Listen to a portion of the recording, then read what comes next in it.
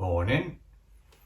So today I'm going to just quickly demonstrate how the hell one plays the indoor tree, the ballad for an indoor tree. I'll play it real quick so you can remind yourselves of what the hell I'm on about, and then we'll go through it.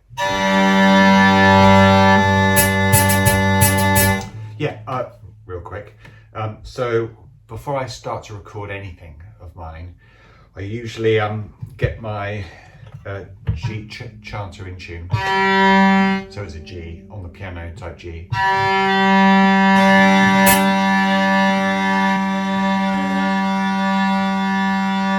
And tune the trompette to it. It's harmonious. Being right there. Then take the chanter off, leave the trumpet on, whack on the bass drone.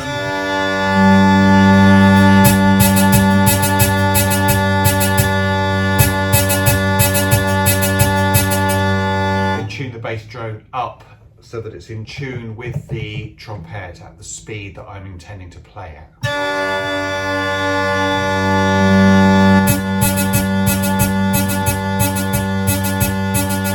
Stable, doesn't it? That's a D trumpet with bass G drone there in tune together, so that therefore one hopes that when you stick the G melody back on, you've got something which is in tune and at the speed that you're going to be playing at.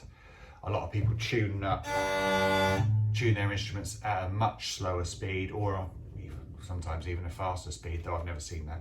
Usually tune up at a much slower speed, and then when they get excited and start playing full Monty, of course the whole thing sounds awful.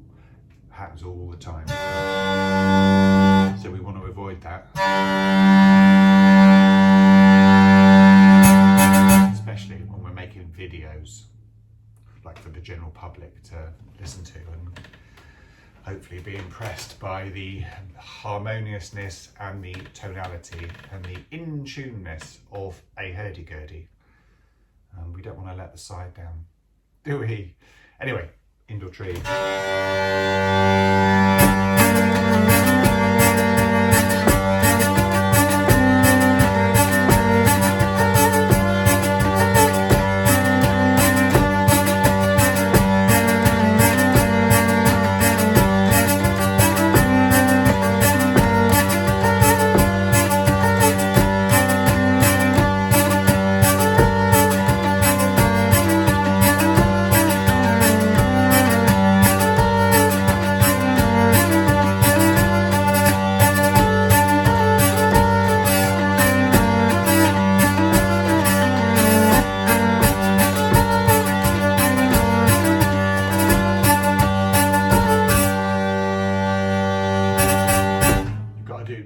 At the end all the time, obviously everyone has to do that. Okay, so the first part then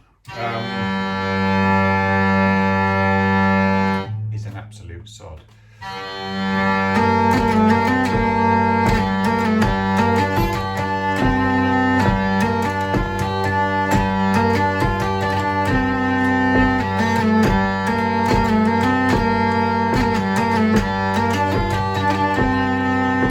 First time it plays through the A music.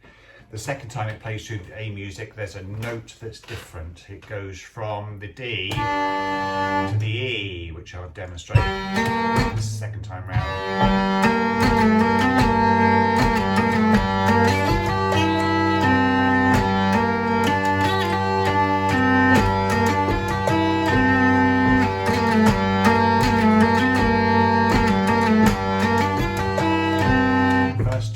It does this. Da,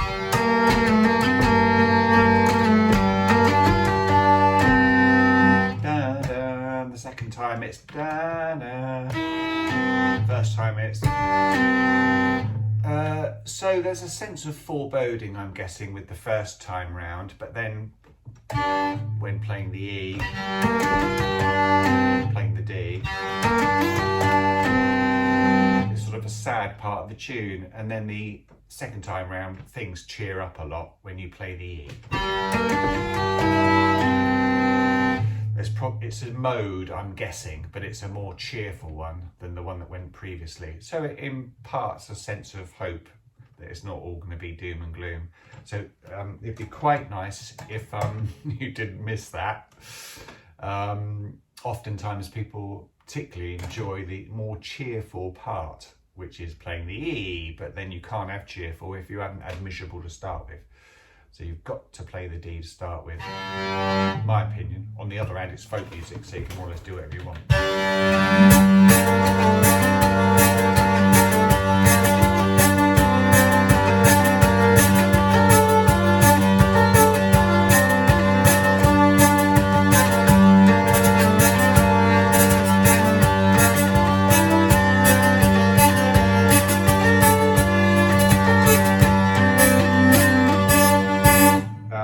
B music is an absolute sod.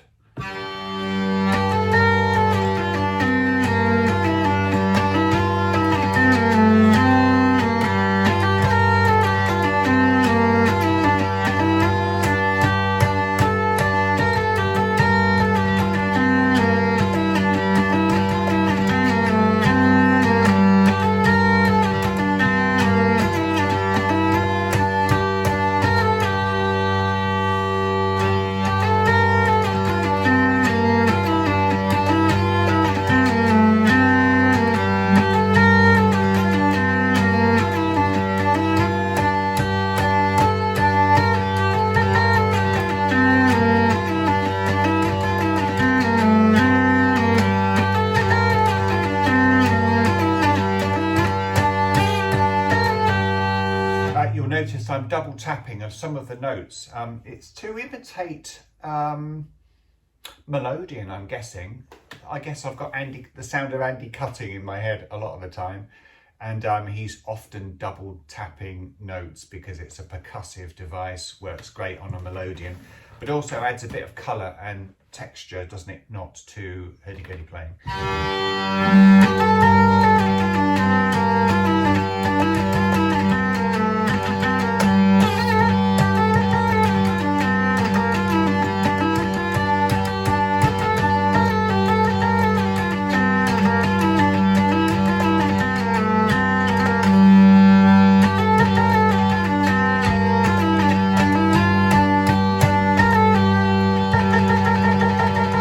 Most hurdy-gurdy players, they tend not to hear the open note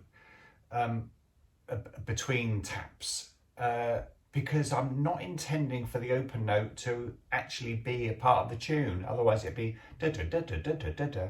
In my head I'm not hearing that, I'm just hearing da da da da da da da, the upper bit. I mean, maybe it's possible to hear the lower note and everyone's going, well, of course you can hear the lower note, but try not to hear it because it's not part of the tune.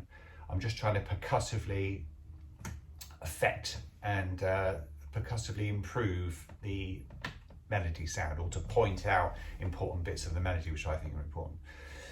Okay, so this hurdy-gurdy then also has, as you may know, a double keyboard.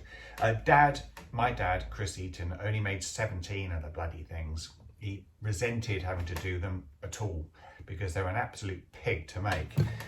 So they've got this extra row, which you can see just in there, possibly just in there. See, I'm just demonstrating that to the other camera.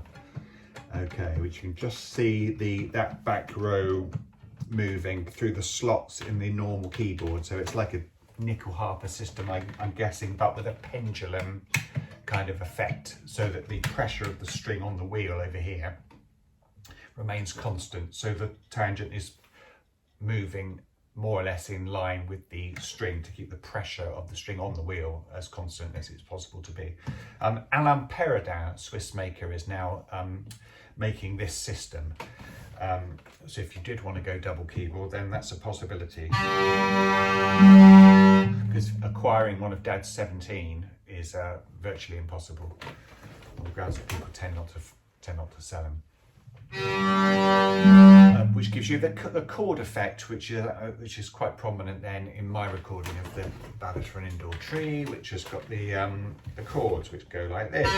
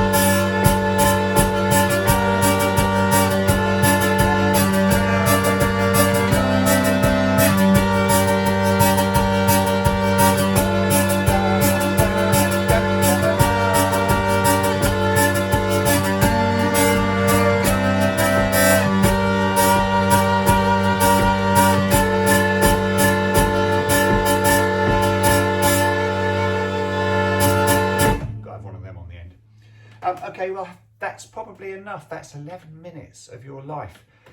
If you'd like me to demonstrate any other of my tunes, then please ask. I'm going to do the Mighty Speedway next anyway, so you can expect that soon. Thank you so much.